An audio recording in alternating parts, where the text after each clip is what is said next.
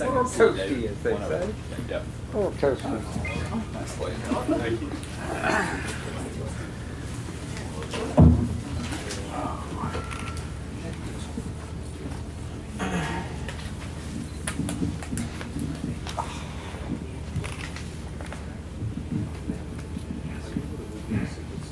Okay, David Toms joins us here in the interview room at the Crown Plaza Invitational at Colonial after a 5-under par 65. David, welcome back to a room that you know well. Just comment how much it means to you to be back in contention at Colonial. Well, it looks the same in here. Just haven't been here in a few years.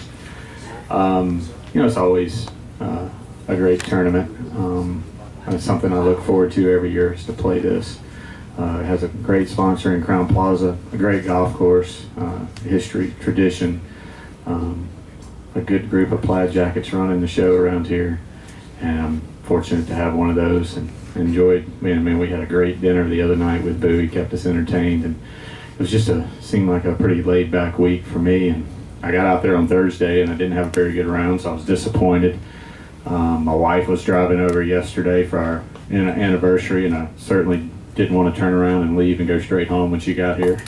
So I needed to play a pretty good round to make the cut. And I got out there on the golf course and felt really comfortable and shot a nice round. I got out there again today and just got off to a good start and felt really good. I played with Brendan Todd, and it seems like every time we were paired together, we both played pretty solid. And I know he was coming off a pretty high last week, and it was just fun. It was a good, positive day. And I needed a good round to get into contention, and that's what I've done. So I look forward to tomorrow. All right, great. We'll go right into questions. Let's go with Hawkins. Obviously, still a lot of golf out there left to be played, but talk about moving day. You're not the only one. There's a lot of it going on today. Is something out there today with the course? Or well, I think a little bit of cloud cover made everything pretty receptive. Not a whole lot of wind blowing out there. The fairways were easier to hit. Greens were easier to hit, even though the pins were on the corners. It didn't seem like too much of a problem if you were in a good shape off the tee to attack. And that's kind of what I did. Times when I didn't feel like great about it, I would play away from the pin. Other times when I felt good about the number that I had, I was able to hit some good shots and hit a couple really close in the middle of my round. It's kind of what got me going for the day. Yep, Roy. Talk about coming down the stretch and Peter Costa shows up, the cameras show up. It's been a while. What goes through your head? It was a little bit different. It really started over there on 16. I hit a great shot, and I could tell people were starting to come around with cameras and stuff. So I hadn't looked at the leaderboard all day. I didn't feel like I was really relevant at the time to even look at it. So I didn't look, and so I knew something was going on. And I had kind of an uphill, real makeable putt there, and I hit it through the break, and that was kind of the first signs of maybe a little bit of nerves. And I had a really good tee shot on 17, but I was in a real thin area, and I had to hit a knockdown pitch and wedge from about 112, a shot that I really like. I practice it all the time at home, and just came off a little hot. So I'm not sure that was nerves or just a lie that I had. And then 18, I thought I hit a great shot. I had 128. I hit a pitch and wedge, and the thing flew almost 140 yards. So I guess I was pumped up a little bit, and but I hit a great putt, finished with a nice par at 18, and got in the clubhouse. Okay, Ron. All in all, the course has been pretty stingy this week. Usually we're double digits under par by now. What's been the difference? I think the fairways are firm enough to where the ball's chasing into the rough a little bit, and there's just enough rough in places to where you can't control the distance with your iron shots. So I think that's the biggest factor. And we've had, a little bit of wind, crosswind on a lot of holes. Very few holes where it seems like it's straight in your face or straight downwind. So you're always trying to figure out if it's a little bit at me, is it a little bit of down or across, and so it's just a little bit of that going on the golf course.